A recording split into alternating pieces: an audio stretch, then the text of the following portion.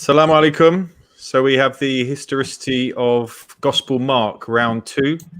Assalamu alaikum to Brother Hamza, Ijaz, Dr. Imran, and Nazam, who will be joining us shortly. Assalamu alaikum to everyone in the chat. Thanks for joining us. So, Hamza, were you going to do a kind of a recap from part 1? Yeah, basically what I said on the preview, to be honest with you, about because the Christians are supposed to be coming on today after watching that to respond to us, and we've given them like 10 days now. So we basically attacked the historicity of the gospel itself. We looked at the manuscripts of it, and we challenged the ending of it. We looked at what it even teaches. What kind of person was Jesus portrayed as? That he was a very angry person. You know, and the idea that he's the Prince of Peace, and yet he seems to be angry with everybody. So these were some of the things that came out of it. Like I said, the fun's going to come when we start comparing each narrative. But right now, we're still looking into that, and it'd be good to hear the Christian feedback from what we've done so far. They should have watched the video, I'm sure. There was a pastor who shall not be named. Who did reaction? That's actually his name now, isn't it? I think. What was his name? Josh or something, wasn't it? Right. So, not David or Tom. I really can't remember, to be honest. I don't know. Robert, do you know? Jordan is frozen. I assure you, he's laughing behind the Anyway, so there was a lot of reaction videos. So if people can make a reaction video to what we did last time, then surely they should be able to come onto the stream and say the same things to our faces, and then at least hear rebuttal to what they're saying. Yeah. So, and to be honest with you, we didn't even get into the resurrection, the crucifixion, and all that kind of thing with regards to the Gospel of Mark either. We didn't even get to that point. So, yeah, today was just a continuation, just to wrap up that gospel before we move on to Matthew. So, Ijaz, Imran, would you like to add to that? If I could say anything at all, Brother Hamza, you remind me of a hadith in which it is said that smiling is a sunnah. That's my contribution for the day. So I think the only thing to add, because much like you've really summed it up, really, I think the information's out there. People have seen stream 1. So I think the only thing to add, I think, let's ask the similar question that we asked when we were looking at the gospel from the historical perspective previously, is that what would a Christian have to do, Ijaz? So let's lay it out for our brothers and sisters who are Christians who are here. Let's lay it out for them. What would they have to do, or what would they have to bring to demonstrate the historicity of Mark for the purpose of our discussion? So it's not going to be enough just to come and say we found a boat in the Sea of Galilee, Jesus was on a boat, therefore the Gospels are historically reliable, because that's what some people tend to argue. It's not enough to argue that there were certain popularly known landmarks. Sorry, I'm laughing at Jordan because the image he just put up, mashallah, he has a beautiful smile, just like Hamza's and Dr. Imran's. So it's not just enough to say that there were certain historical landmarks that people knew well about, that were explicitly being distributed in literature about the historical aspects of Judea and Palestine in general within the Roman Empire. It has to be information that is not just simply well known, that can be used in a story. Because here is the problem. The Gospels of the Gnostics also, not too long after, some say potentially contemporaneous to the last Gospel of which is John, does contain some of the same landmarks, contains some of the same people, but you don't question the historicity of the Gospels just because they do the same thing, right?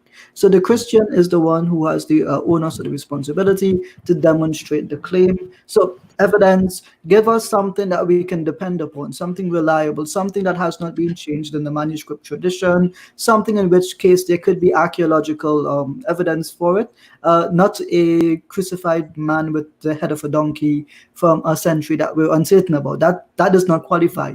Something like the Acts of Pilate, a well-known forgery, again, is not an evidence. So you have to bring something that mainstream scholars generally see and accept, and we'll take it from there.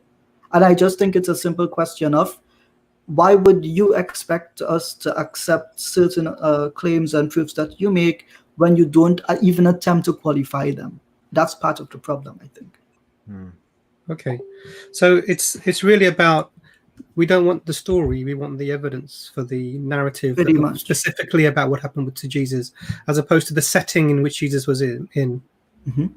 Okay, okay, alhamdulillah. That's okay. But so I think the challenge is out there, and we've laid the sort of criteria. Brother Ijaz has really nicely laid those out. So inshallah, let's see what we can find. Inshallah. Shall I get the link out first while you guys are still talking? But So Ijaz, whilst we're waiting, what was your? I know that yesterday you had a really great debate there with Stephen Atkins. I just wanted your take on it, because it was on obviously a related topic, and we've built this sort of off that sort of similar title and concept. Assalamu alaikum, Brother Nazam. So, indeed, yesterday I had a debate on the historicity of the crucifixion. A lot of people on our streams were saying, you guys wouldn't dare debate anyone on this topic. You guys wouldn't quote the scholars. You guys wouldn't quote the historical method. So what did I do yesterday? That's exactly what I did. And even the Christian interlocutor, he was nice enough to smile at Hamza. And at some point he said that most of this was new to him. And he has been in the field of apologetics for about 20 actually, he's been in the field of apologetics for more years than I have been in existence. So that goes to, and he had help. For those of you that were on the Twitter feed and you saw, the screenshot, whatever the case may be, that he had help. The night before, I gave him my references in a room of Zoom room with 15 people in it. I told him the scholars I will be quoting. What were some of the main evidences? So he had advanced notice. And when you look at the debate, he just looks flabbergasted all the way throughout it. So I tried to be a good Muslim by giving him a leg up. I extended my hand, and just generally, a lot of people felt as if he was unable to engage with the arguments, I think. Where can people catch that debate, Ijaz? Well, the opening statement is on the wonderful channel called EFDawah. And if you click the description on the EFDawah video with my opening statement, you will find the link to the Calling Christians YouTube channel where the full debate was streamed, thanks to Brother Kenny Boma. Inshallah. Inshallah. So one thing that was really apparent whilst we're waiting for the Christians to maybe engage with us, one thing that was really apparent to me from that watching that debate was the lack of consideration of what would be the historical method in any evidencing of the Christian narrative. It was really based upon a preconceived concept of what the story should have been, and then things are added to try and make that as if this is then therefore acceptable, as opposed to then finding evidence and then saying the evidence shows that this is what happened.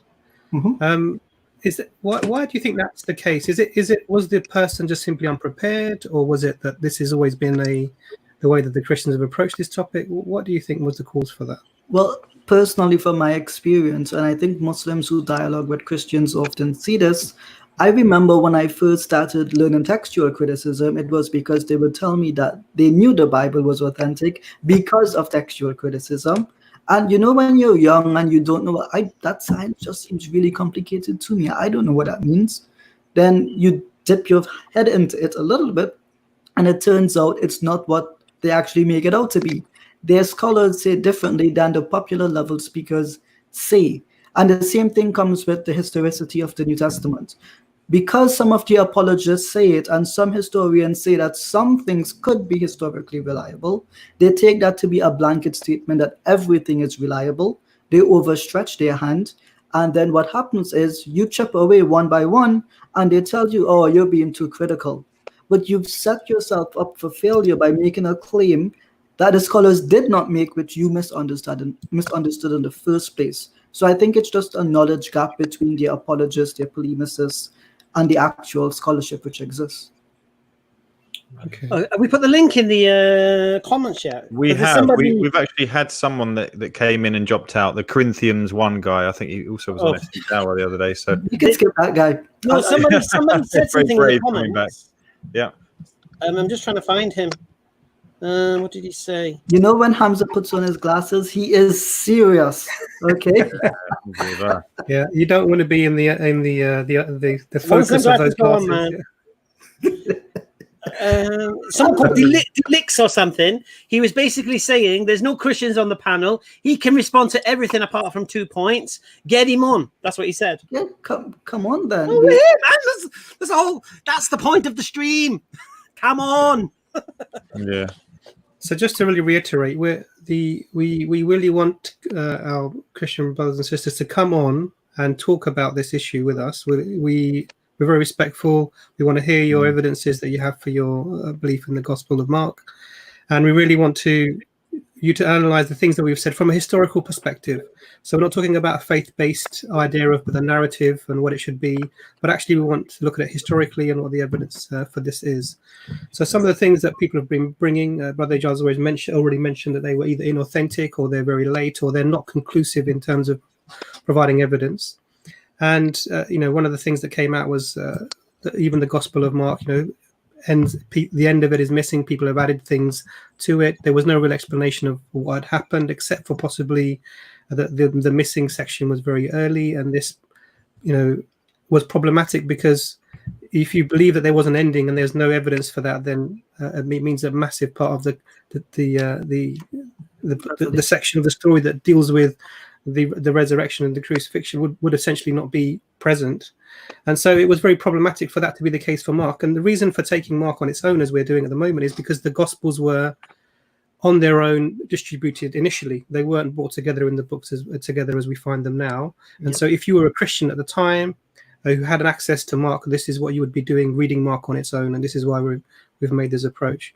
So if there's people who'd like to come on, please do come on. We have a great panel, mashallah. We do have a couple of people. Go on, Hamza. Sam Delix, that's the name. Sam Delix. He Is says there Sam Delix backstage? No. This is what he says in the comment. Dislike. I can dispute every point and argument so far except for two. No Christian on the panel. Let me give you the evidence. Come on. Bismillah. Inshallah. Can I put something forward? Yeah, please. Have you got someone, Jordan? I've got go on, Nazam. I've got one. Come on. I don't know if it's too late to contact him now, but basically he reached out to me through Dr. Imran. His name is Alex Dixon.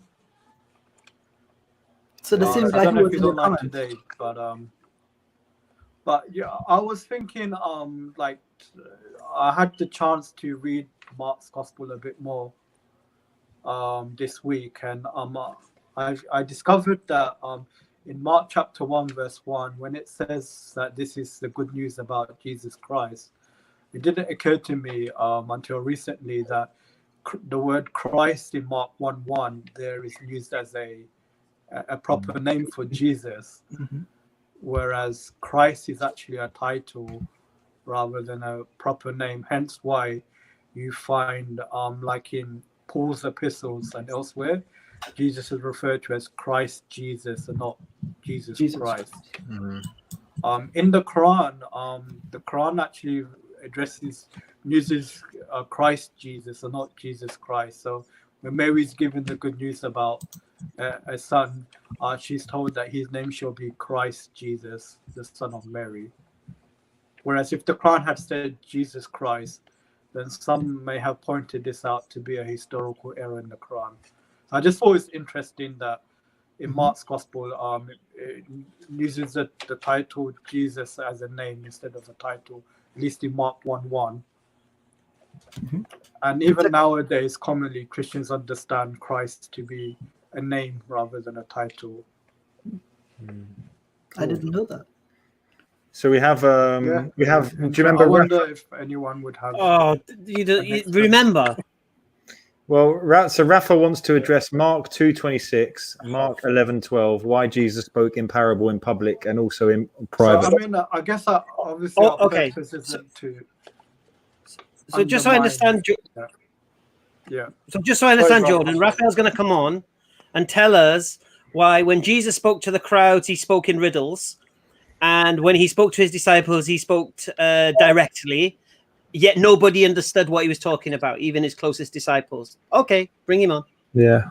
Are you sure? You think that's on topic? Well, he's the only one waiting at the moment. It's Mark, isn't it? It's Mark. Let's see if we can. I'll try not to smile. Okay. At the moment, Rafa, it says you're not connected. It says your guest will need to connect their mic and cam before you can add them to the screen. That doesn't surprise me. There he comes. There we go. Welcome, Rafa. Good afternoon. Good evening. How are you? Good. There you go. The floor is yours. Okay. So I wanted to address 3 points. For sure, I cannot address everything because there's a lot of things to address at the same time. So Mark 2:26, you guys talked about it last time about Ahimelech the high priest and Abiathar. Okay, so I'll just read it very quickly. Have you never read what David did when he was in need and was hungry? He and those who were with him, how he entered the house of God in the time of Abiathar the high priest, and ate the bread of the presence, which it is not lawful for any but the priest to eat. Okay, so I think if I hear correctly, since we're talking about historical aspect of the Bible, if I hear correctly, you guys are saying that this is contradicting what's happened in the Old Testament. Okay. So my question. Sorry? No, we didn't say that. So please don't Okay. strawman us. Okay. So tell me how this question is now historical in your I stream. don't even understand the point you're making, mate. So if I remember rightly, and you could correct me if I'm wrong, Ijaz, it was about the name Abiathar, and if it was him or his father. Okay. He was actually the high priest at the time. Okay. And the problem of having to make up your mind, because obviously here it says one thing and then in the Old Testament it says this, the father of this person. So if you could present your argument, that would be really reasonable, and we can listen to it and then we can respond. Okay, that's fine. So my first question would be, would it be right if the verse said in the days of Abiathar the priest instead of Abiathar the high priest? Okay. In fact, I think the verse could still be right, whether it said the priest or the high priest. Why? Because when you say, I can give an example. In the days of President Obama, when the Dow Jones fell 777 points around the financial crisis in 2008, we know that Obama was not president at that time. It was around September. He became president around few weeks after, okay? So that sentence in the days of Obama, okay, we know George Bush was president, but Obama became president later. It was still in the days of Obama when he was running for president. So what we need to understand by this sentence, I think Jesus actually was making a bigger point than what people think, okay? Abiathar is the son of Ahimelech, okay? He was a priest when this event happened. So when Jesus is trying to make a bigger point, because Abiathar was the only one who escaped the massacre of his whole family. That's why he put the emphasis of Abiathar. And Abiathar became the high priest of David. Can you do me a favor? Just Raphael? after the event. Can you read 2 Samuel chapter 8, verse 17 for me? 2 Samuel chapter 8, verse 17. Read it yourself.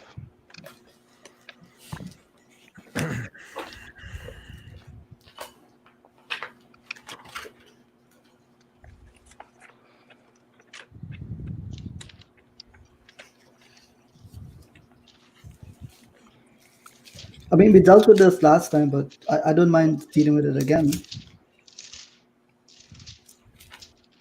Read it. You don't have it with you? You read it. No, I don't know what the point you want to make. You read it because you talk about it. Okay, I'll read your Bible for you. That's not a problem. So sorry, what was the reference? Chapter 8.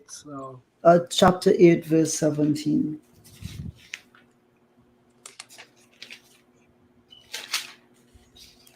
Just remind me again, Raphael. Who was Ahimelech? He was the son of Abiathar, right? Ahimelech was the high priest when David entered. His son was Abiathar. Okay.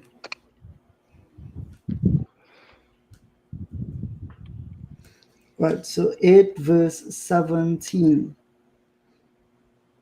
Zadok, son of Ahitub, Ahimelech, son of Abiathar, right? Ahimelech, son of Abiathar, right? This is, okay, so that passage, so I remember, I know what you're talking about. that passage seems to go against when you read 1 Samuel 22nd, because you are reading 2 Samuel. Okay, when you read 1 Samuel, you know that that passage you just read is maybe some people say that because since it is the same family, okay, they just mix up the first name. But in fact, the actual story, when you read what happened, is in 1 Samuel 22nd. Okay, that's where it says that Abiathar was the only one who escaped. Okay, the massacre. Okay, that's the actual story that happened when David went in the temple. So the actual story here is that so just so that people understand, in the Bible it says that Abiathar was the son of Ahimelech, and in another case within the next book of 2 Samuel, it reverses it that Ahimelech was the son of Abiathar. So the father was the son and the son was the father. And so the explanation that we got from the Christian gentleman was that, well, what happened was that the story was different, so they differ. No, not this. Not that the story was different, that they differ. Not that in that particular case in 2 Samuel. Okay, what I read from scholar is that that particular sentence seems to be conflicting the father and the son. Okay, like it can be a typo in that particular passage, but in the actual story is in 1 Samuel 22nd. Because if you read the story in 2 Samuel, it's not talking about the whole story, what happened and how David, how Saul killed all the family and so on. Okay, so that's what I said. The actual story is in 1 Samuel and not 2 Samuel. What does that mean? It doesn't mean the story in 2 Samuel is not the real story? No, I'm saying that in the names, okay, there are many interpretations, and I don't want to say anything that I don't really understand here. But they're saying that. Sorry, Raphael. You're building your whole case on top of this. No, I'm saying that the story of David that Jesus quoted is in 1 Samuel 22nd. And it contradicts. No, but you just said that 1 Samuel might be a mistake, so forget that. We go to 2 Samuel. There are many things. It's not that it's been a mistake. You don't want to go into detail about that, but you're building a case on top of it. No, it can be that there was another Abimelech. There are many things, many hypotheses about what he said in 2 Samuel. But it's in David's cabinet. There was only one person named Abiathar and one person named Ahimelech who were in the cabinet of David at that point in time. Is there any historical record, to your knowledge, Raphael, that said you had two different people by two different names and it reverses the son and the father? And I do want to add here that the same contradiction is also present in 1 Chronicles chapter 24, verse 6. So I could understand if the Bible makes a mistake in one place, but then to repeat the mistake in a second place, how does that happen? Because, as I just said, some people hypothesis that the father, son, they have the same name. So that's what this is a hypothesis of some people. Okay, so that's what I say in that particular point. This is not what I want to dwell in. I want to talk about the story in Mark that Jesus quoted, and that story is in 1 Samuel 22nd. And I want to tell you that Jesus talked about Abiathar, the high priest, simply because he wanted to put the emphasis on his son who escaped the massacre. Okay, and in that particular case, he's calling him the high priest simply because he was later high priest under David, few weeks after, or even a few months after he was later high priest. At the time the incident happened, he was not the high priest. He was a priest. He was a priest. Right. He wasn't the high priest. Yes, he was not the high priest. That's what I gave you an example of the story of Obama. Can you say that if Abiathar, in the time of Abiathar the priest, if you want to know which Abiathar, we only know him because he was a high priest. We gave him the highest title that he had at that time. How many people named Abiathar were the high priest in the entire tradition of the high priest that you have to distinguish it as Abiathar the high priest? No, you should say in the term Abiathar. You may have other people called Abiathar who was not high priest. Okay, so that's what I'm saying. I'm saying that he has to highlight his title in that particular case. Raphael, then the story doesn't make sense, because if there are many people named Abiathar at that point, just saying that Abiathar, when David was at the time of Abiathar and David did something in the temple, would imply it's referring to the Abiathar of the temple, who is the priest. So again, your explanation does not make sense. No, we own. Okay, think about it. Jesus is talking 300 years after the fact, right? Between that fact, all knowing. but okay, when they say Abiathar, high priest, we talk about the same Abiathar we're talking about, who is a high priest, who became later high priest. So Jesus is talking about that person. Raphael, Okay. sorry, mate. We're talking history here, yeah? And if you're talking in the time and you're saying this person's the high priest, then that person should be the high priest, mate. If you're saying, I don't know, Theresa May is the Prime Minister of the UK, and it's not, it's Boris, then it's historically wrong, isn't it? In fact, I think last time, I don't know who made that mistake. It didn't say when he was high priest. So that's a mistake. The text doesn't say when Abiathar was a high priest. That text doesn't say that. Okay, so that's another mistake. Time of the when? No, it doesn't say when. It says in the days of. Okay. So it's not the date or in the time of. That's the descriptor of when, right? No, because when you say when, when you say when, you are saying that it was the high priest at that time. But when you say in the days of Abiathar, so he's talking about a period of time. It doesn't mean that it was high priest at that time. So it's very specific. He should have said high priest. He should have said when Abiathar was not as yet the high priest. Two words could have made a difference there. Was Mark short on ink that he could write out the extra? That's what I gave you the example of Obama. In the days of Obama. Yeah, it's no disrespect, Raphael. It is actually similar. Nonsense. It's nonsense. Bring your next point.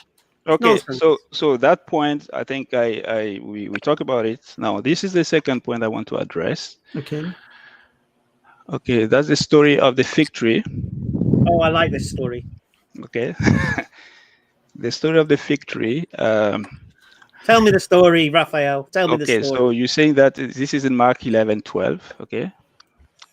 On the following days, when they came from Bethany, he was hungry, and seeing in a distance a fig tree in leaf, he went to see if he could find anything on it. When he came to it, he found nothing but leaves, for it was not the season of the season for figs. Okay, so I think that was your point. So your point was that. What point? Okay, go ahead. Tell me your point, because I won't tell him a point. What point do you think I was making that you think you refuted? But you tell me. You are making an historical point, so you have to tell me. Because you are laughing here. Why Raphael, you're bringing the points, You brought up the fig tree. You must have watched what I said about the fig tree and why we brought up the story of the fig tree. Now you respond to it. I don't know what you're saying. I'm not arguing that historically didn't happen. So what is your point? So why did you brought it then? I was demonstrating how angry Jesus was in the Gospel of Mark, how he cursed an innocent tree because there was no figs. It wasn't its fault. How his disciples mocked and smirked the next day because it was destroyed. How Jesus said, "Oh, you'll do greater works than this. You'll move mountains into the sea and such," which is nonsense. Okay, okay. So first of all, there are 5 points very quickly that you need to look at when you read the Bible. Okay, the Bible is what? No. So okay, let's say Mark, because I think you're gonna the Bible, please. Okay, no. Mark. Okay, Mark. There are 5 things you need to look at. First of all, the language, the translation, the style, if it's a metaphor or if it's the plain text, the context of the verse, the cultural, historical context, and the spiritual explanation. All right. So that passage here, okay, about the fig tree, why it seems like Jesus didn't know that it was the time of the fig. Yeah. But in fact, there are a few seasons of figs. Okay, you have the summer season and sometimes autumn season. So the point is, the fig that Jesus went to find, right, was the how do we call it? Was the let me find the exact word. Oh, please don't. Not there. No, because I have to make sure that I say that word. This is what you've took 10 days to study, the story of the fig tree, and you've come I have many things to do in my life, my friend. Okay. So the first fruit. Okay, that's the word is the first fruit. Okay. So you have some first fruit that happen before summer. How we know that? You need to read Isaiah 28 verse 4. Okay. In Isaiah 28 verse 4, it says this. and the fading flower of his glorious beauty, which is on the head of the rich valley, will be like a first ripe fig before the summer. Raphael, Before the trying to summer. do here, Raphael, Yeah. what you're trying to do, I know exactly what you're trying to do. You're trying to sneak Tell into me. the Gospel of Matthew and Gospel of Luke to try and create a No, parallel. no. Isaiah is not. Isaiah not Luke and Why Matthew. did he go to the fig tree? That's what I'm telling you. There is Why did he go to the fig tree? first fruit before summer. Why did he go to the fig tree? Because spiritually, No. he was looking at. He was hungry. He was hungry. Right. Okay, So but he was hungry. Spiritually, he was. No, not spiritually. He was hungry. Do you want me to speak or not? I'll tell you No, I why. don't Because want you to if you look interpret the Mark, text. I don't want you to interpret the text. No. I asked you a simple question. Why did he go to the fig tree? because he was hungry. Done. Right. Why did he Okay. curse the fig tree? Because if you read Mark 11, okay, the story is a parallel. He went in a temple. No. Why did he curse the fig tree? But I'm trying to explain, and you don't want me to read finish my explanation. Stop interpreting it. Why did he curse You have it? a verse before and a verse after. Why The did he verse curse before the tree? is Mark 11. Huh? Why Mark did he 11, curse the 11. tree? Because it's a symbol of Israel, of the leaders No, of you're Israel. talking. No, Raphael. You're sneaking into the Gospel of Matthew, mate. Stay in Mark. It is not. Read it for yourself. Read it. Mark 11:11. What happened in Mark 11:11? I'll read it for you. Then he entered Jerusalem and went into the temple, and when he had looked around at everything, as it was already late, he went out to Bethany with the 12. Yeah. So he had looked around and everything. So after that he went to Galilee, and the story of the fig tree starts, right? So he's making a parallel of when What I say in the verse first 11 make this the parallel? the first fruit is a symbol of the leaders of Israel. It's okay? not. I'll tell you So why. he Because went into to the fig temple tree. because he was hungry. He went to that. That's it. He was hungry. No He was figs. looking around because he was hungry. What is the problem? But guys, this is a spiritual book. It's not a history book. So we It's need. not a That's why. history book. Amen. That's why I like that. I It's not a highlighted- history book. It's not a That's it. history That's all book. we needed to hear. Christians, listen It's to Raphael. primarily This is not a a history book. spiritual book. It's a You can find theological some book. history. You can We find some agree. history, right? You can find some So- history, so but Raphael, primarily if I it's not a can- history book. Raphael, could I Imran. ask you a question? Yeah, go ahead. So, I think it's quite interesting listening to you because I'm also surprised as Hamza is because you've had over a week to sort of come with 10 an days. argument. Yeah, 10 days.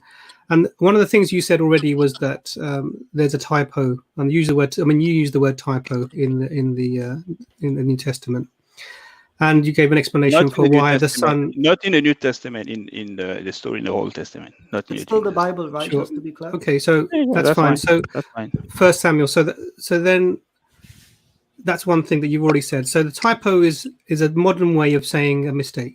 Yeah, when you make a typo, you make a mistake, which is. I'm glad that you sort of said that. Now, you're talking about the story of the fig tree, and it's a very straightforward story in that we're given exactly even the motivations behind why it happens. It clearly says that Jesus was feeling hungry, and he saw a fig tree in the distance, and it says he went to find out if it had any fruit. Yeah. Which is interesting, which means he, again, it's, being someone who believes that Jesus is God on earth, this shows, again, a not knowing, a lack of knowledge. So he went to check to see if there was any fruit there, and there wasn't any fruit there. And then the cursing happens, and as I'm just saying, it was sort of an angry reaction, and the disciples the next day were sniggering, and they were going past the same tree.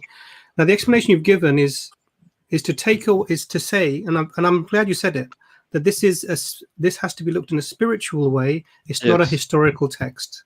That's what you're saying. Yeah, and Okay, you know, so- and that's And that's why I really gave the you. point. Yeah. So let me just finish the point. Yeah, So that's give me really the first. point that we've been making. Yeah. That it's fine to look at the Gospels as your spiritual text that you derive your faith from, but when it's analysed historically, it doesn't match in terms of providing evidence and being something that you can rely on historically.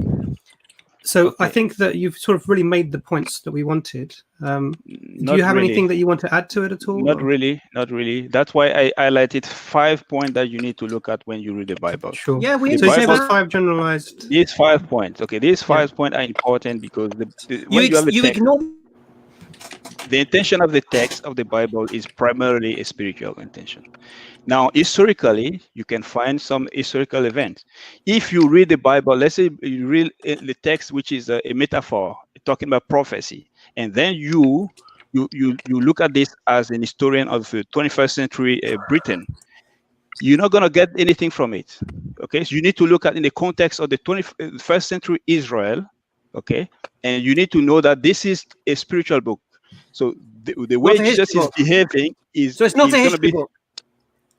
The Bible has never been a history book. Then we agree with you. We agree with you, Raphael. Thank you for coming on. Thank you, Yes. thank you, Raphael. Okay. Good yarn. So he spent 10 days to tell us what we said a week ago. He spent 10 days to read the parable about the fig. So not the parable, the story of the fig tree, and then ask me, "What's your point?" That caught me by surprise. The look on your face when he said that was like, But you know what's what's asking me to But you know what's so ironic, though, Ijaz? Honestly, right? You could see he was creeping into the other gospels to try and add this spiritual parable stuff, right? Yes. And then he was trying to say about after the fig tree, he went to the temple. But ironically, when he in the Gospel of Matthew, he does the temple first before the fig tree. It's the other way around. So it's like, oh, it's just waffle, man. See, the thing is, we do have sorry, go on, Ijaz. No, but we do have somebody waiting. Let's bring the next person on and let's get this. Keep this train rolling. He's gone. Actually, he's gone. Many people pop up and then disappear. I think it's really fascinating how quickly this is not a history book was thrown out there. Too which is quickly, really- I got shocked. Absolutely, because really what we've been told is eyewitness manuscripts, eyewitnesses, historically reliable, and that's thrown out as day in, day out. And what's happened is, the manuscripts they're not early. Yeah, These aren't eyewitnesses. These aren't eyewitnesses, and it's actually not really a history book. It's a shame, really, because it's sort of. I'd really like somebody else apart from Raphael, with due respect, to come and maybe voice to that or correct us if we're wrong. I mean, really want to know. Well, what I'm beginning to realize is that we may not need to get to the other gospels if they all declare and no, it's not a history book, and we might not need to finish this series. You could call it a day and chill out at home while this pandemic happens. We've not even scratched the surface on this, man.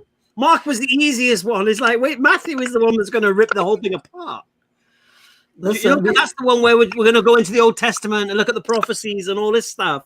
This is like child's play, Mark. We got a guy called Reese. Oh, fantastic. So let's get Reese on. Welcome, Reese.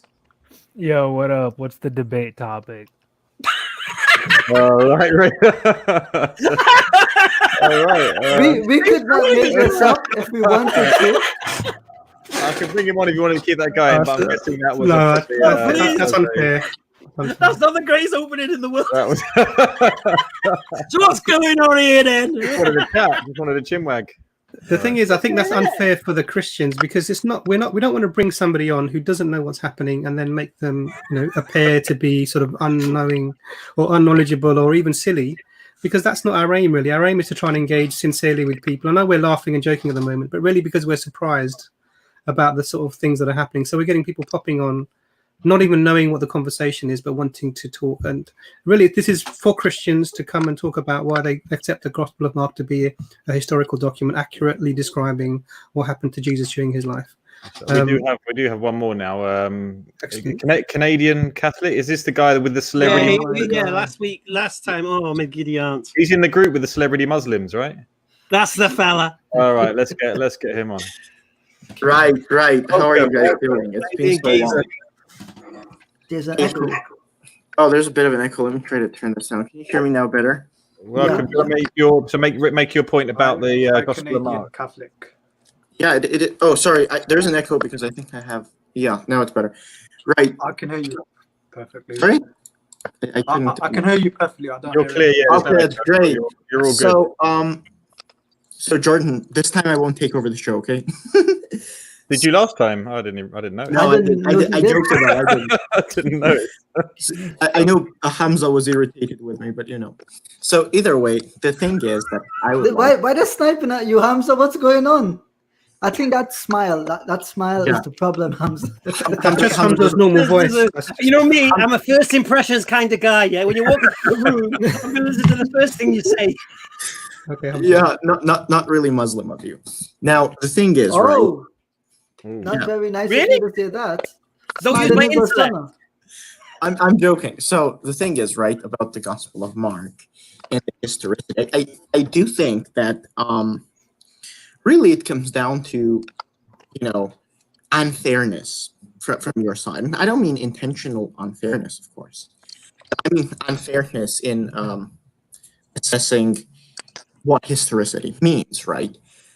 So, for example, all of us would have no problem accepting that the Gospel of Mark was written in Greek. It could have been written in English.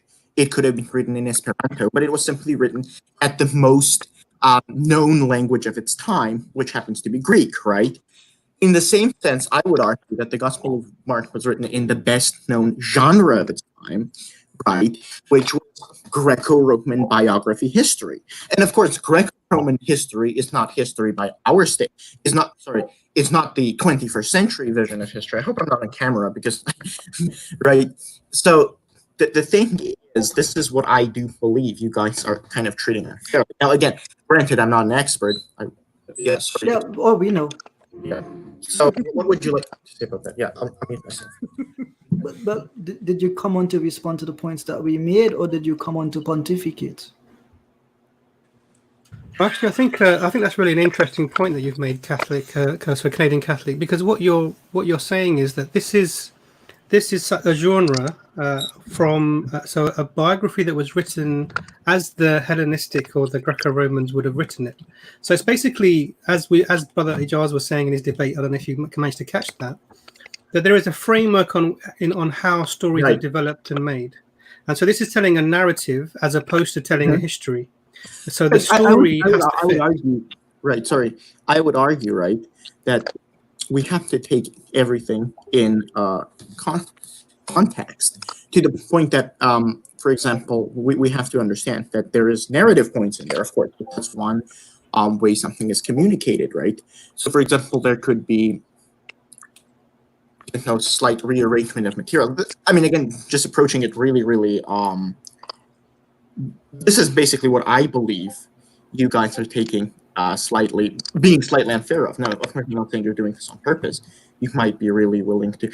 Perhaps you're also committing a fallacy, for example, approaching the Bible like the Quran, right? Because I've heard that a lot of Muslims, I've actually seen that a lot of Muslims have a different relation to the Quran than most Christians would have to the Bible. So how would you address that, right? It's the idea that you are being unfair in the way you approach, right? What's the unfairness? Canadian Catholic. Yes. Did you watch the first video? I did. Do you know what you're responding to? Do I know what I'm responding to? And we said that you thought was wrong. Well, I don't believe that what you said is wrong. I believe that you're being slightly unfair in the way you assess the gospel. So all we're doing is looking at the Gospel of Mark as a historical claim. Right, that's the problem, right? What I'm saying is when you say historical claim, you're not looking at it as a historical claim of Greco-Roman biography. You're looking at it as a Washington Post history claim. And No, I'm looking at it as a, no. What? I'm looking at it. Right. See, did this happen in history?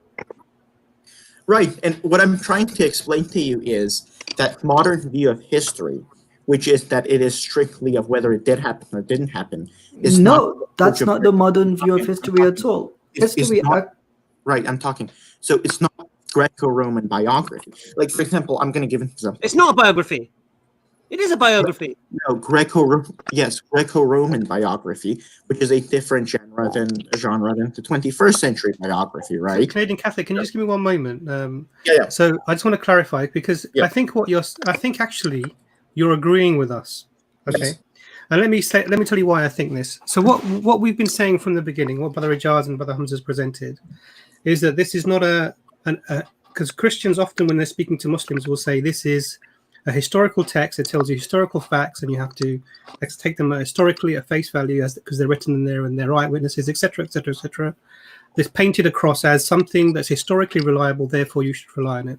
And what we've done over this time, we've looked at sort of some of the manuscript timings. We've looked at some of the the historicity of the events that were within, and we've shown and demonstrated that they're untenable as historical facts. And what you seem to be saying is sort of, I think, building on what we're saying already, is that this is a story written in the genre of Greco-Roman biographies.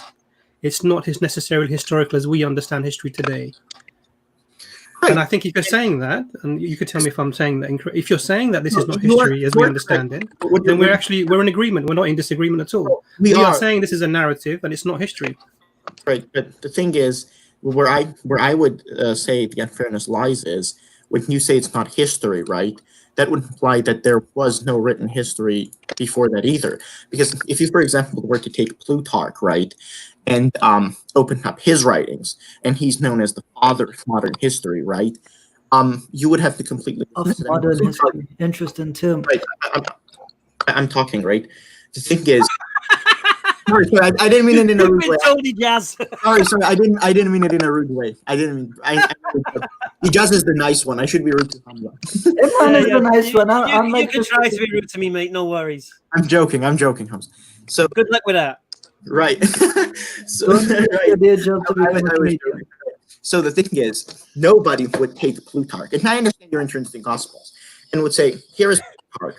He wrote an entire volume on the life of Romulus, and now we know Romulus didn't exist, and therefore everything he wrote is unreliable. Like, Hamza wouldn't take that approach. He wouldn't say that we have no knowledge of anything in Egyptian history just because Herodotus is not reliable to the modern sense. I think you've misunderstood our position, mate. Yeah. We're not saying it's not historical. We're questioning why you claim it's historical. It is historical. Neutral position. Well, yes, I understand you say take a neutral position. What my point is that you are creating a false dichotomy. You're creating a dichotomy in which it's either historically reliable in the modern sense or it's not reliable. So I would argue. I've let you speak for like a little bit to like explain what you said. Yeah.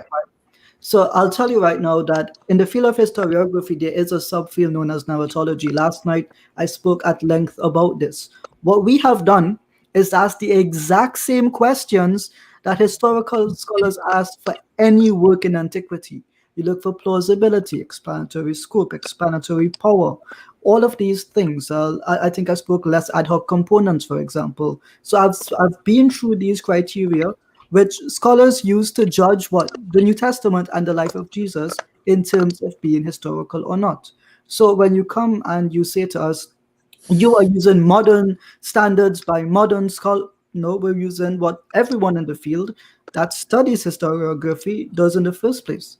Is there one of the 5 criteria I've just mentioned? Or 4 of them, I think. Of the 4 or 5 I've mentioned, which one of those is modern and wrong and we should not use? No, you're not understanding. I agree with you on a lot of things, right?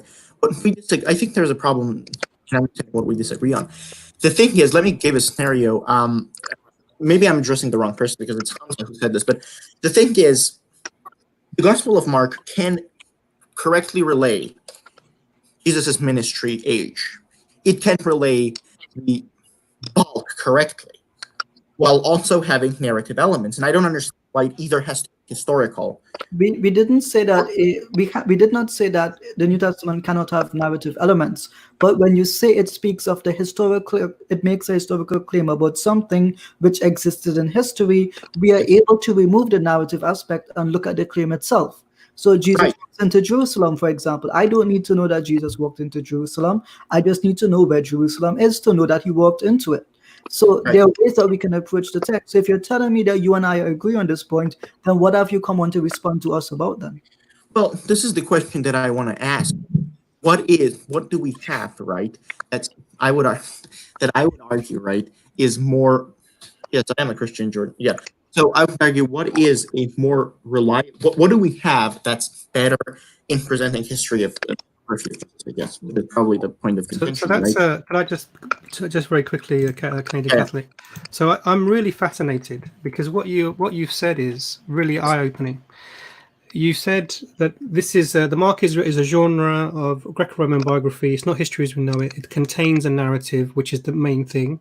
It may have truth in it as well. You've sort of said that, but then you've said, well, we haven't got anything better. Now, that for me this is really, I think that's a telling admission.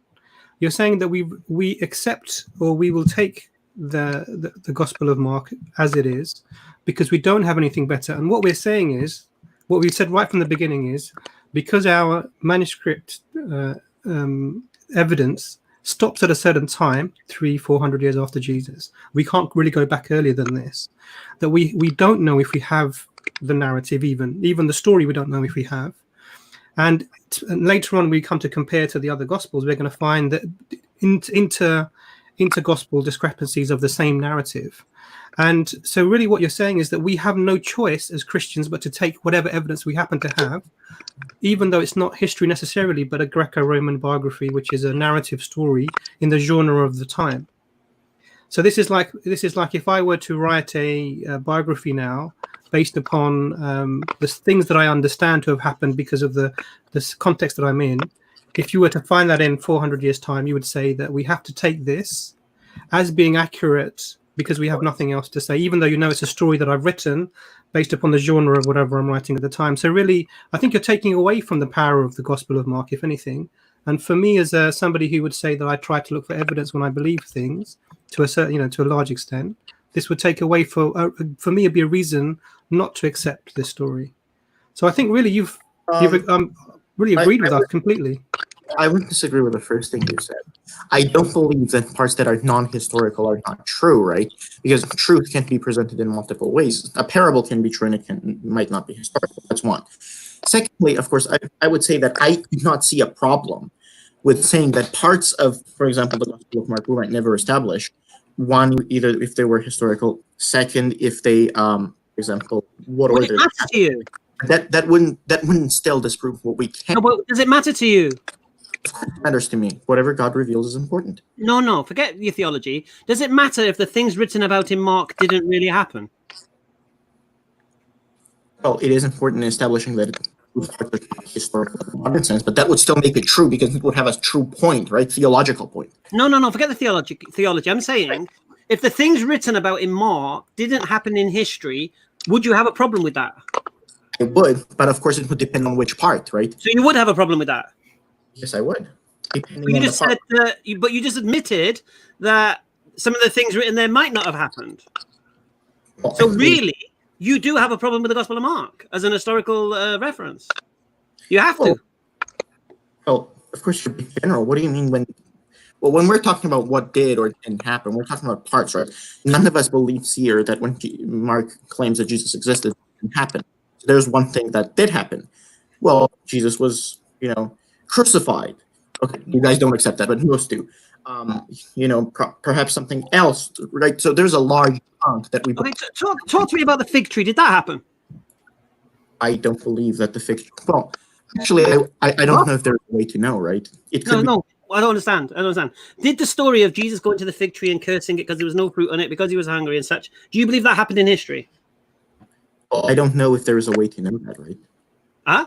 See, that admission, I think, Hamza, we don't know. Yeah, he said actually even worse than that, Hamza. He said he doesn't think there's a way to know. There's a way to know. Wow. So I think that's fair enough. We agree with you, mate. Canadian Catholic, I think we should invite you to be a part of the panel from now on. I'm so sorry. I need to kind of respect the brother Hamza. I have no problem with this agreeing on this point, but I don't understand how we draw the conclusion that there's one episode. And the episode is still. Let me finish, brother Hamza. Well, Mr. Hamza. So the thing is, I called him a brother. But you are on our side. You're on our side. Just repeat after me. No name is going to be on his video. Okay.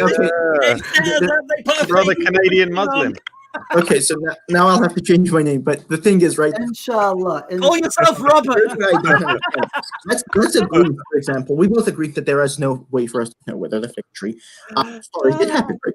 And we might agree on this, but let's first say from my side, I can, from either point, draw a narrative from it, right?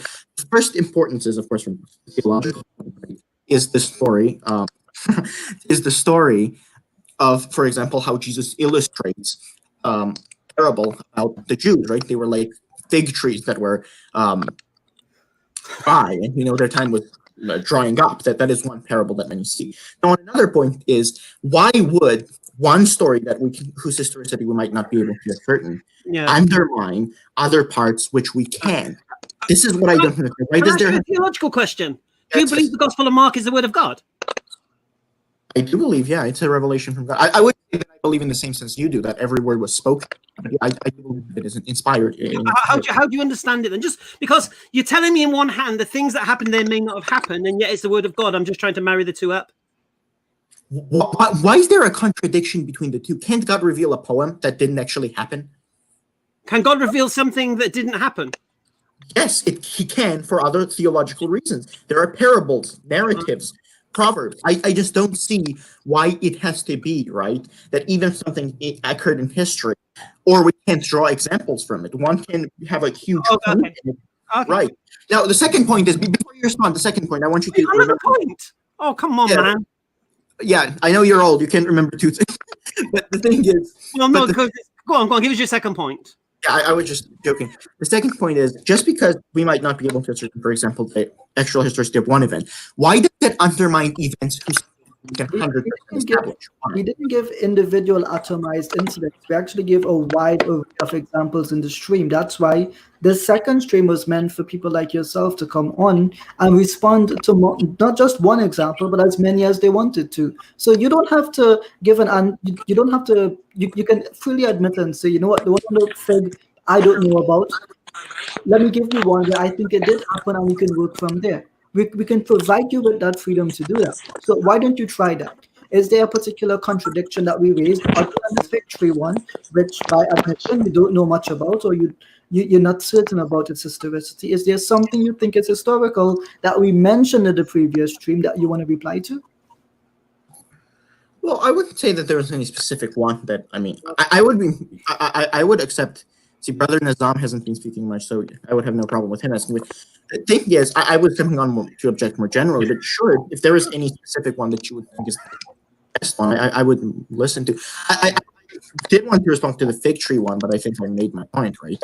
The only point you've made so far, I'll be honest with you, my brother, is you've accepted that what's written in the Gospel of Mark may not be historical, and we're with you. So thank you. I never. You're doing a brilliant job today, man. Come on. Yeah, inshallah. Oh, I don't think Catholic. We'll see you for the next round, but thank you for coming on. Good support that. Jordan, have you been paying people to come on the stream and agree with us? Yeah, we smooze them before they come on. No, so we've got another guy who's been here before, I believe. Oh no! Could I just before you go on to the person that's already been here? That was amazing. Don't you think that was amazing? So what did he say? We had Ralph who came on, Raphael who came on earlier, who said that the Bible isn't history. Yes. Really just plainly said this. Now we have a Canadian Catholic, inshallah Muslim.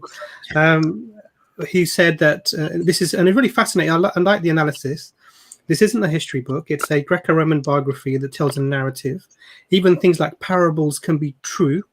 In the sense that they may be teaching something, but there's no way to know if any events in it are true anyway.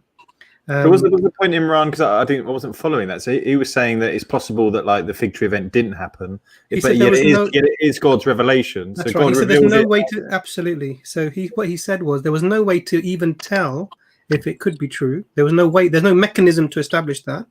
But it must, because it's there, it must serve some other purpose, which is really the answer that Raphael was given, that it's theological. It's not historical. But it's not historical, and which is really all we've been saying from the very beginning. And we've had two Christians in a row. If Raphael would consider a Canadian Catholic to be a Christian. Sorry, Nazam. I'm just wondering why they believe in it in the first place. Absolutely. Like, if they believe it's not historical, but they believe that theologically it's true, I'm just wondering why they believe in the theology, like on what basis? Because I could imagine a Gnostic at that time being like, yeah, it's not true, but the meaning of it is true. And then the Christian, on the other hand, is like, but that's what we say about our book. The not Spider-Man meme with the pointing at each other. That's what's going on. I'm actually confused. Nazam, I know you've been quiet. Were you like sending them money on PayPal as we were chatting to them? How were you busy typing away? I needed something to do, so. didn't want to expose So myself. Is this then the Gnostic position almost then, Ijaz? Yeah, well, here's the funny thing, right? The Gnostics did claim that, again, their works are grounded in history, that they did have an apostolic tradition as well. The interesting thing is, though, that when Christians speak to us about the Gnostics, they say that the Gnostics weren't quoting history, and all they were basically saying was that their message was true. So now what has happened? The Christian says that about the Gnostics, but then acts as if he himself, the Christian, now believes as the Gnostic believes. And you know what I find really ironic? Is that the way they reject all the other apocrypha based on things that are not historic. Yeah, That's that's a mad. good point. They read it, they say, oh no, this must have been later because it says such a thing and all of this kind of stuff. Yeah, all of a sudden now, oh, it's not a history. It's just nice. Bring on the next. We've got Rafa get left a little response as well, but we there do have you've exposed the inherent bias. I like that, but may have historical evidence in it. Yeah, we like that. I like that word, "may." That I think they're learning now to like preface everything with maybe. It sounds like Boris Johnson. If maybes, buts. Yeah. Anyway, Yeah, all right. So I think if Raphael is sorry, I just want to say if Raphael thinks that we've strawmanned him, we apologise. It's no intention, but I think it was pretty clear what he was saying. So If he'd actually say the words, the Bible is not a history book. yeah, We're that's only really quoting the it. I point that believe he we're said making. something along those lines. So we've got Double D. Double D. Okay. Welcome. Good evening. So the historical events, what would Christians have in their Hello? minds You sound like with regards Nazam. to Mark's, or do they mean Yeah, like Nazam was the actually person of speaking at the Jesus? same Oh, okay. Yeah, Sorry.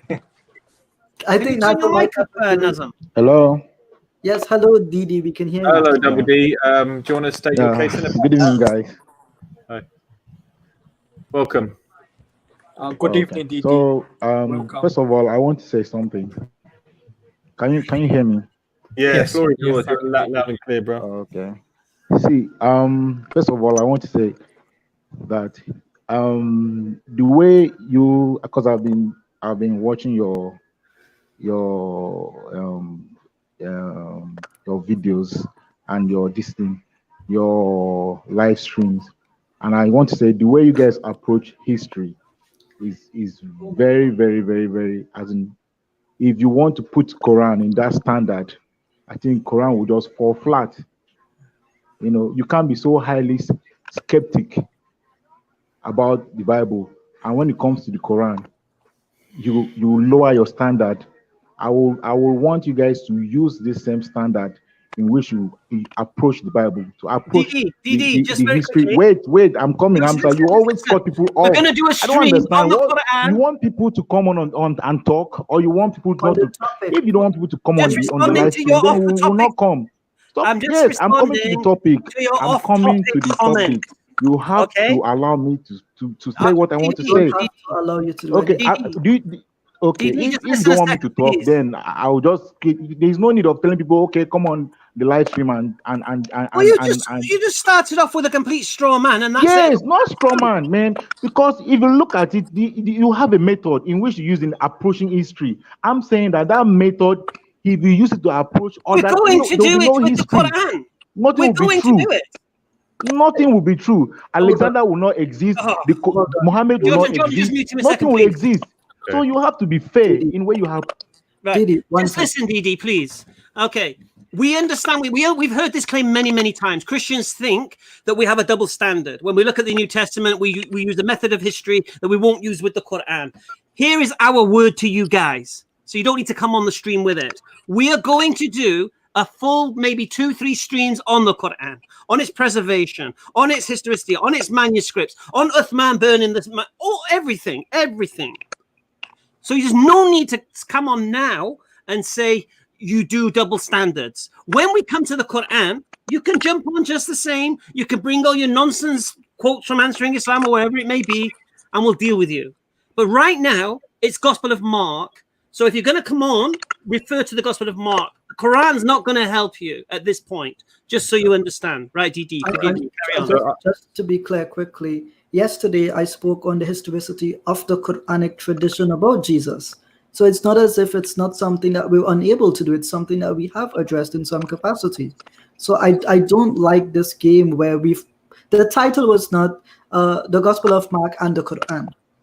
I understand that you want to get to the Quran and you're enthusiastic about it, but we're doing it step by step. You can't jump from A to Z and then tell us, don't look what's in between, right? So Didi, please, we're begging you, come on and... So shall I, I'll unmute Didi. Should we give him 2 minutes and uninterrupted? And yeah, see let him where come his on, points are? uninterrupted, no problem. But don't go to the Quran, concentrate on the Gospel of Mark, what we've been saying, what we've said before, and respond to that, please. Was that all? Did you get that, Didi? Yeah, I got you guys, but sometimes it just looks as if your whole mind is locked, and maybe sometimes I wonder why people even come on this live stream, because you don't even give a chance for someone to talk. And secondly, I want to know what's the issue about the victory. Let me start from there. And Ijaz, I have just one question for you. I've always wanted to ask you this question for a very long time. I think this will be a great opportunity to ask you this question. I know it's out of topic, but I'm not trying to disrespect you with this question. Please, I want to ask you this question. Why didn't you debate J. Smith on the Quran? I'll answer that. I agreed to debate him. We actually, I don't know if you're familiar with it, but we actually put the screenshots of the emails up there. For 3 to 4 months, he agreed. Quran and the Bible will compare the manuscripts. Quran and Bible will compare the manuscripts. About a couple of weeks before the debate, hey Ijaz, can we take out the Quran? Can we take out the Bible? We don't want to compare the Bible's manuscripts with the Quran's manuscripts. Well, if we're going to compare just as you, Didi, we had an agreement and he broke it. Would you say that a man who breaks his agreement is reliable? No. He even said to me, he tried to bribe me. Wallahi, that scumbag tried to bribe me. Do you know what he said? He said, Ijaz, if you drop it, just imagine, drop that. Let's change the topic after all these months of agreement. And you will be famous. You'll be on stage. Wallahi, my response was, I don't care about fame. If you're telling me that the Quran's manuscripts are unreliable, according to what standard? Textual criticism. Okay. Well, then the standard that we must use is the same standard that you apply, as I think the quote in in the Gospel of Mark says, the measure you use is the measure you will receive. For many months, he agreed on that. When the topic was when they had said to him, you know what, we're thinking of Brother Ijaz, we're thinking of Brother Adnan, and there was a third brother in the mix that we're considering to debate UJ. He said, yes, I will debate Adnan on the Quran and the Bible, the manuscripts. I will, the second brother whose name I don't think he wanted me to mention, yes, I'll debate him as well, Quran and the manuscripts and the Bible. He agreed for that topic before my name was mentioned. And the second they said, we've chosen Brother Ijaz, I don't want the Bible on that anymore. And we had months of agreement on this. So Didi, I'm saying here openly and now, I went on Jonathan McClatchy's stream and debated him on that topic live. I walked out of watching Black Panther. I went to the grocery. I was sipping coffee at Starbucks and he was still on. And by the time I arrived home, I got 10 to 15 minutes to discuss the topic with him. So I have been putting myself out there. I went to Hong Kong. He left a week earlier. How can I be blamed for that?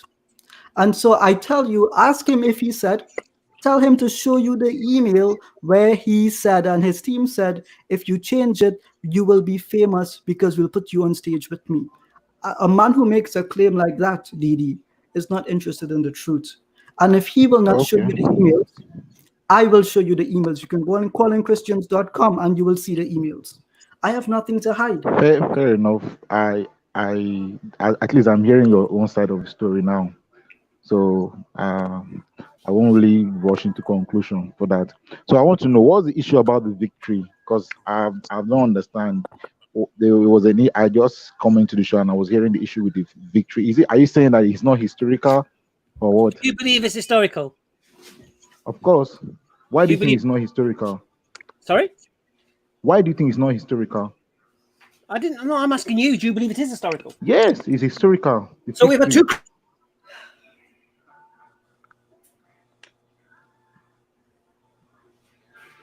Of the fig tree.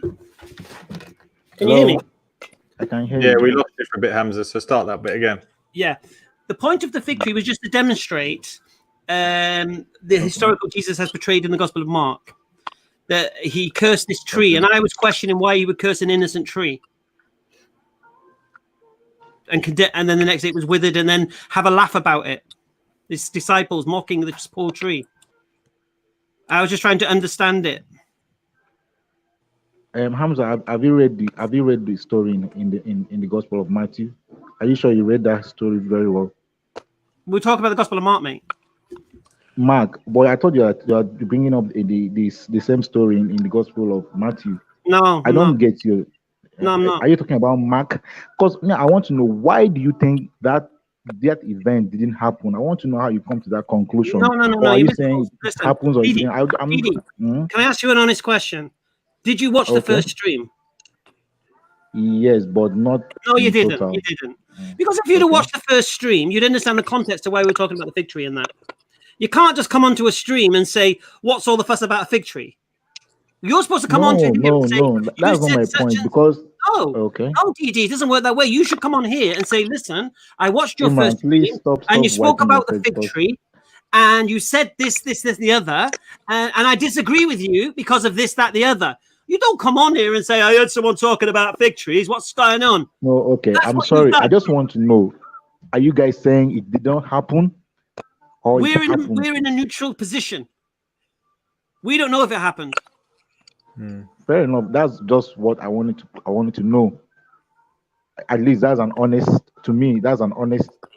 point. Well, that's how we've been. This is the thing, you see. You haven't watched the first stream. Because we told you from the very, very beginning, we're in a neutral position here. We're not making no claim. Okay, I said that. Okay, no problem.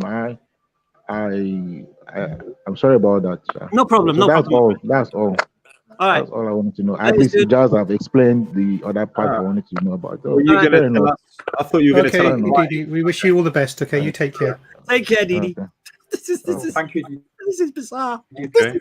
I heard someone talking about fig trees.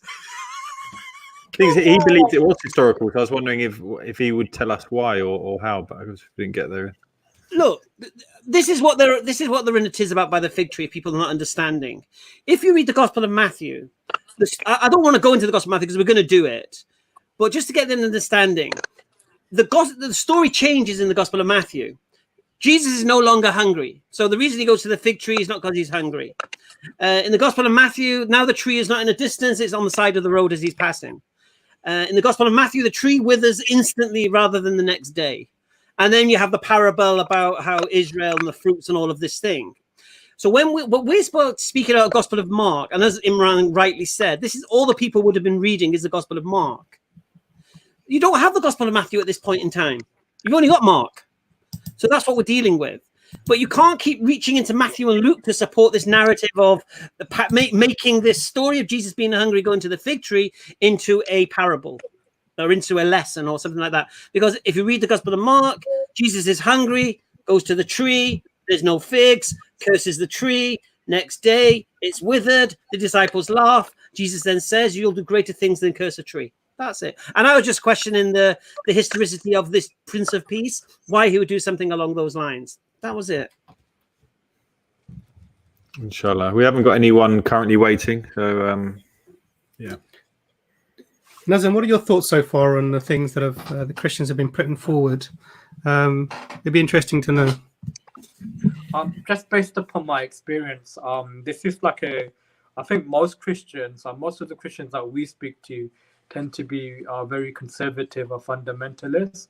But outside of the fundamentalist court, most Christians do actually hold to this view that the Bible isn't the inerrant word of God, and they don't treat the Gospels as being literal, like literally historical, but they still believe in them nonetheless for the theology. So, like for example, today it's widely accepted that John's Gospel, is the most theological gospel among the four, but Christians still believe in it because they believe the message or what it teaches about Jesus is true. And one of the issues I have, like when it comes to like variant readings of the manuscripts and so on, even if what we do possess today is what the original authors wrote, it still wouldn't make any difference for me personally. Because I still feel like some of the problems that the brothers have raised today and last week with regards to their trustworthiness. Because if they can be wrong in one thing, then why should I take them as being true for my eternal salvation?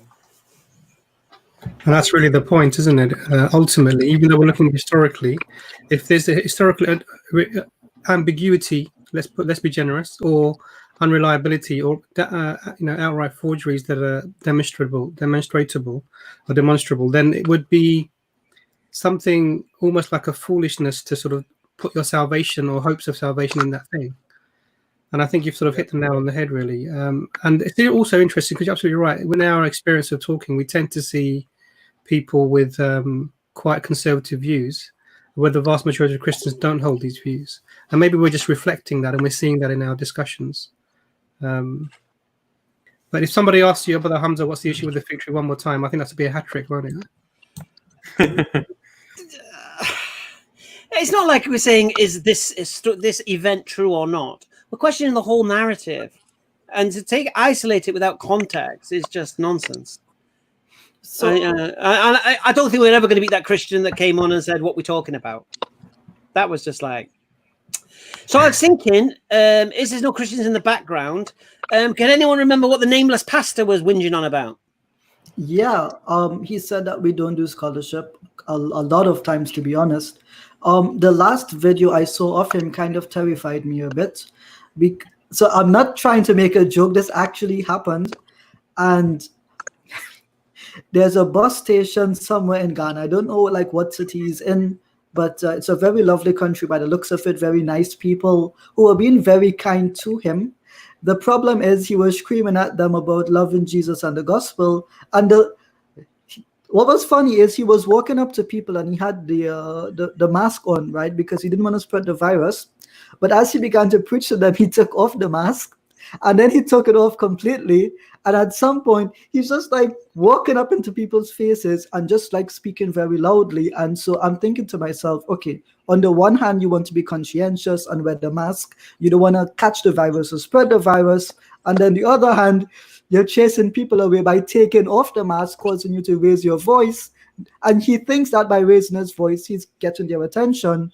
But by raising his voice, people don't want to come closer because he doesn't have a mask on. So it was this weird, walk and dodge kind of type scenario. And I'm sitting there on my phone and I'm looking at it. I'm like, what century are we in that this is possible? And at the end of it, he gives he goes to give one person a flyer. He drops all the other flyers on the floor, picks it up, and I think that's the round of it. And I said to myself, what was the purpose in all of this? Because what he did on that street corner, on that street level, we're doing right now online. He would have, in fact, gotten a audience that was willing to listen to him, an audience that would have looked forward to an event like this and turned up.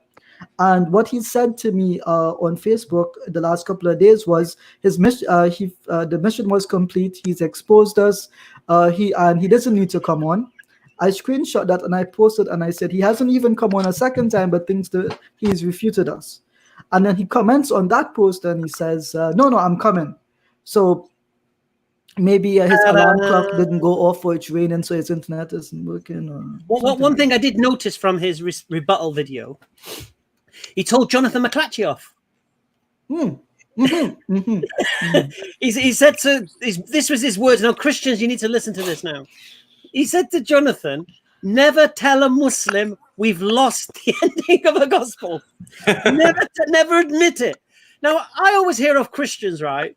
We're so honest. We show you we put in footmarks in the Bible. You can see which verse. Never tell a Muslim we've lost the end of the gospel. Jonathan McClatchy, the unnamed pastor, is calling you out. And yesterday, I actually quoted Jonathan in the opening statement for my debate, and he was actually in the chat. And I noticed that he didn't say that my statement attributed to him was wrong. In fact, he just left it there. It goes to tell you, though, that he wants to tell other Christians, don't tell the Muslims what we say in private, what we say, what our scholars say. Tell them that you have it and it's there. It doesn't matter what you say. Just don't admit to the Muslim what the truth is. Well, if you care about the truth, then you speak the truth. You don't try to hide something and manipulate it and To be talk fair, others he said on a public platform, so he is letting us all know, I guess. Yeah, I think the issue tends to be like many of them still believe in the Bible because they believe that none of these problematic texts affect the main teaching. Like they still believe in the central message, which is the death and resurrection of Jesus. So even if Mark made a mistake, for example, calling the mustard seed the smallest seeds in the world, in all of the world. that is still doesn't change for them that Jesus still died for their sins or was crucified. But then the problem becomes the Bible itself says every word in Scripture is God-breathed, not some words. So if God breathed every single word in that Scripture, then it logically follows that it matters. Every word of it matters. We are not the ones, the Muslims are not the ones going around saying that the Bible is historical. The Christians make that claim. And so now that they're walking back that claim, it's because people are asking the question, well, if you, the Christians, say that it's historical, but you don't have the evidence for it, then you have to stop making that claim in the first place. So it's a matter of, you had already had one reformation, they need a second one now to stop them from saying things which they shouldn't be saying in the first place, unfortunately. And the Muslim can't be blamed for what the Christian says about his own book. This reminds me actually of when I pointed out that in the Gospel of Luke, I know the topic is the Gospel of Mark, but as the Christians aren't here to respond to us, I want to mention that a similar incident happened between David Wood and James White.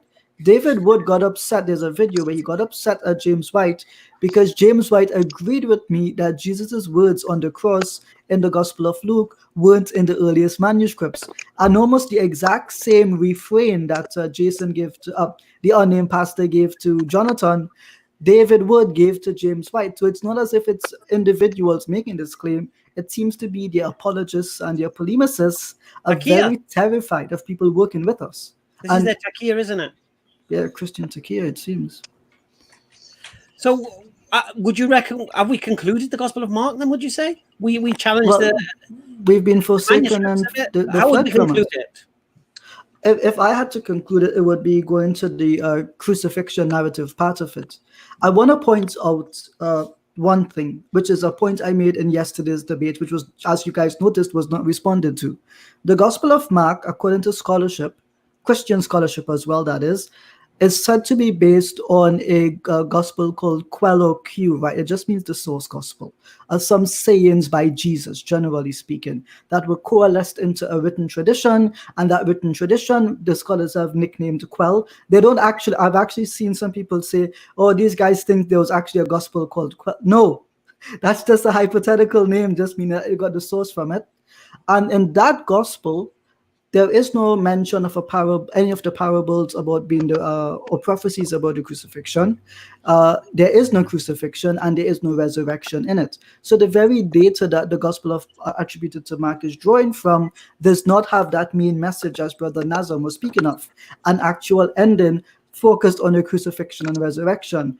It seems strange that if the purpose of the gospel message was to be the crucifixion and the resurrection, that the first actual written tradition of that belief seems to exclude them from the get-go.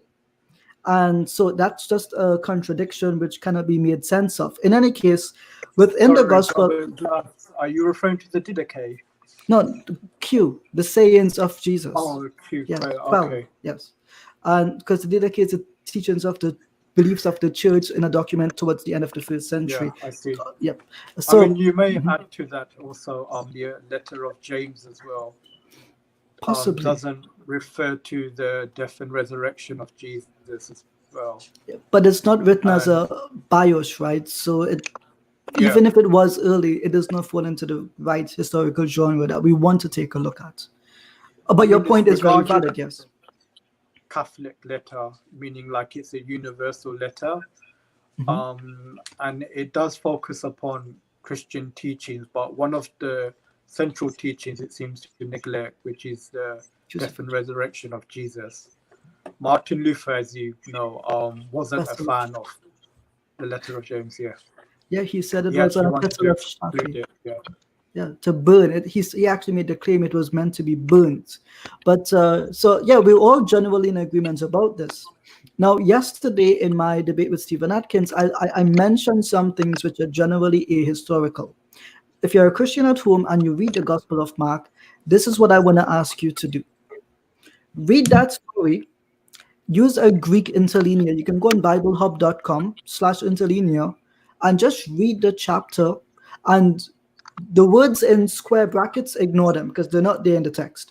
Just take the words outside of the square brackets in the interlinear, read it, and then you can read a translation like the Lexham English Bible, which is more literal and does not include as many assumptions as other ones, the NASB North American Standard Bible, or the YLT Young's Literal Translation. You read those three, just on the last three chapters of Mark. What you will find is that there's actually a lot read into the text. So, for example, the idea that when you read, for example, that Jesus was led out to be crucified, and then along the way they bump into Simon of Cyrene, you will notice that it's only the Gospel of John that mentions Jesus carried the crossbeam. That is not present in the Gospel of Mark. And so you have to ask, if because Jesus in the Gospel of Mark says, if you want to follow me, take up your own cross and follow me. Yeah. So it's true that he says that in the Gospel, but in the Gospel itself, he never actually takes up his own cross. And so it seems as if the Gospel of John notices that glaring error and decides to fix it in a later edition. But here is the problem as well. The Gospel of Mark also in and of itself does not say take up your cross and follow me, because it would be a historical error to take up the cross. You don't take up the cross itself.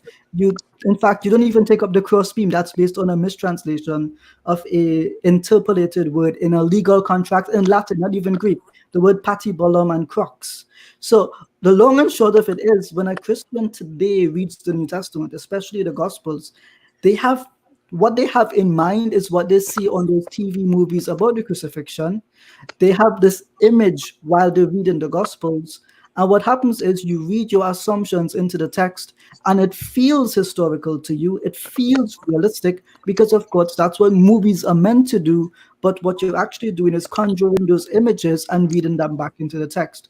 The Muslim is simply pointing out that when you read the text, that's not what you see. And that's what the scholars themselves say as well. What about the case where they put that sign at the top of the cross? In all of recorded history about crucifixions, not once do they put a sign on the top of the cross. They actually hang it around the person's neck. And they have the sign on the person's neck. So you have all these errors along the way that do not seem to make sense and which are utterly confusing on every conceivable level. And so when Christians tell us that, the Gospel of Mark is historical, yes, it's a Greco-Roman bias, we don't deny that. I don't think any of us denied that. You still end up with the same problems. And then where does that leave us, brothers? I think if we finish up today, I can imagine what's going to happen is next week we start with Matthew, and then the first guy that pops up. So the Gospel of Mark says, victory. But let me just add one thing to what you said, Ijaz, and I can see Imran is going to really wrap this up for us. I can see he's ready to go. I when you said the part about pick up your cross to follow him, yeah. How did the disciples know what he was talking about at that point? How did that make any historical sense? It doesn't, because you don't take up the first thing. It's like telling someone take up the noose and then the tree that's attached to the noose at the same time. You'll be like, but you take up the rope, you don't take up the tree. No, but that's not my point. My point is he hadn't even spoken about his crucifixion or anything yet at this point in the narrative. Not directly according to what Christians say themselves. Yeah, so when he said that, so you got to pick up your cross, and surely it must like, what were you talking about? It just doesn't mean. It looks like it's a narrative that's been added to the story to suit. Sorry, it's a story been added to suit the narrative of the crucifixion. Where at this point in history there was no crucifixion mentioned. Anyway, Imran, I can see it. Yeah. Wrap it up. Jazakallah khair. I think I'm really surprised actually, because the way that our Christian brothers and sisters have always spoken to us is about evidence-based and historicity, and you have to take the facts that are given because they're provable in history. And in a stream and a half, because really, we haven't really gone much further than a stream and a half because our streams have been longer than this. People have thrown out the historicity of the Gospel of Mark. We've had 3 Christians in a row virtually who've done this, and that's what really surprised me. And I think that I was expecting more of especially because we had in the past sort of people like Jonathan McClatchy and people of that sort of ilk who came on very sort of confidently, and they weren't able to sort of present anything that would hold water when examined. So I think what I seem to have learned, and maybe sort of brothers can correct me, is that there is a meta narrative that we have in our minds about the story of Jesus that Christians, when I mean our minds, I'm talking from a Christian perspective, and we take the bits of the Gospels and we hang those on this meta narrative to fill in what we think are details. But actually, when you go into the sources that we take these little details from, those sources of themselves are unreliable, and the story doesn't make even historical sense or even go in an order. I mean, Brother Ijaz mentioned the absurdity of the term "carry your own cross." It's not something that would have been conceivable to do, let alone actually done.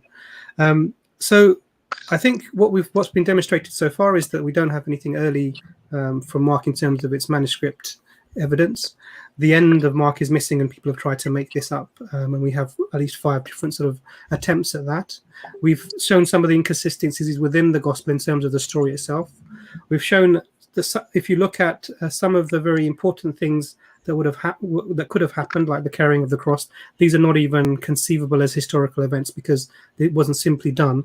So something that wasn't done, you cannot say that this was historical. We've had Christians who've come up to explain their positions, and really what they've said is this is not a historical book. This is metaphorical, or this is teaching a theological point. It's not actually, it doesn't matter if it happened or not, and there is no way to verify that this has happened or not. That was the brother Christian, a Catholic, Canadian Catholic, that was it. Yes. And I think that this is really what we're left with. So there is the historicity of Mark, I think, has been really demonstrated to be non-existent. Yeah. It's a Greco-Roman narrative of a meta story that has been maybe going around, that's been written down at some stage by somebody, we don't know who, and that's been passed on, and people later on have taken that to be Mark. It's been attributed arbitrarily by somebody much later, and this has just become the known fact amongst Christians. So I think that's really all of that. I think I've learned a lot from this, but I was surprised there wasn't more comeback from our Christian brothers and sisters. Shocking. Like I said, the fun is going to begin when we start comparing. Yeah, I mean, absolutely. We've made it easy so far. There's nothing really to, you know what I mean? We've not got our teeth into this yet. And like I said, the Gospel of Matthew is the... Hey, what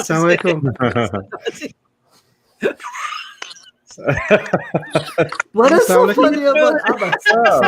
How did you log on whilst being asleep? Abbas.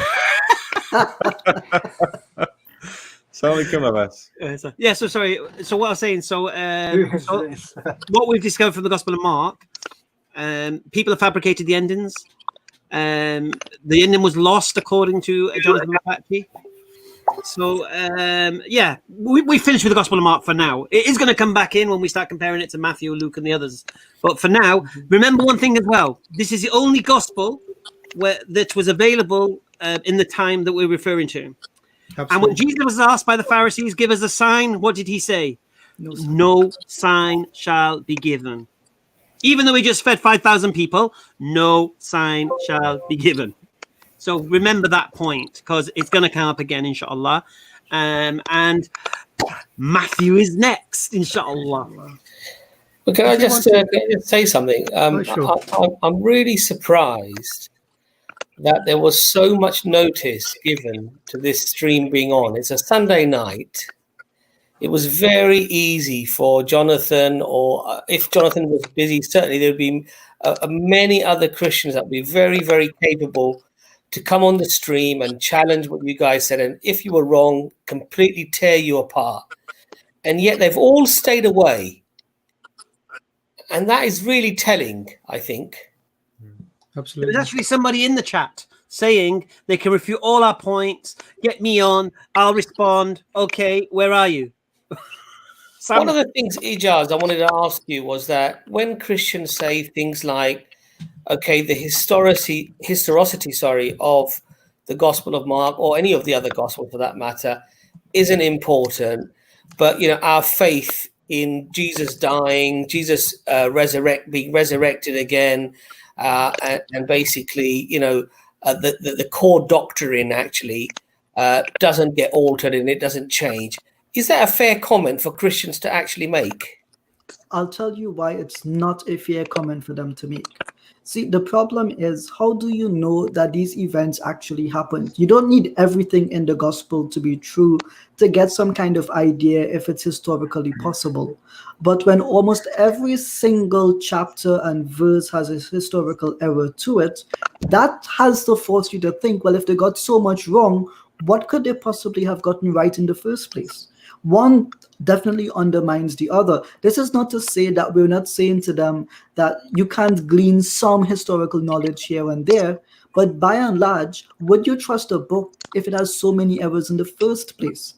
And if so many of the errors suddenly become metaphors, then is it really grounded in reality in the first place? Otherwise, you can just become a Gnostic and call it George. You know what I mean? Yeah. Well, you had one of the Christians who was on who said that these things don't necessarily have to happen in history. God can just give a story as something to learn from. Mm-hmm. The point here is, why would God need to make up stories to teach you lessons? There's enough in life, in reality, to quote and to teach from the words of Jesus, than to make up stories that didn't even happen, pretend that they did happen. And then when they're discovered in the 19th and 20th century, when you find these manuscripts that they actually didn't happen, that you then change it and say, well, maybe God just made it up just to teach us some sort of, a message. It just makes sense. Rob, just clutching at straws, mate. They've been found out, and this is it now. So now it's just, it maybe didn't happen, but we just learned something from it. It's like a weak hadith, isn't it? A fabricated hadith. Yeah, fabric, definitely. A weak hadith will be a blessing for the Bible. Yeah. They got nothing. They got fabricated, man. I did want to point out, I think there was an individual that donated $100 to EFDawah. I think it came up on the screen. May Allah reward that person. I think their name was HK, and they said that they were Canadian. May Allah reward you. And like I said, we love our Canadian brothers and sisters. I'm here in Toronto.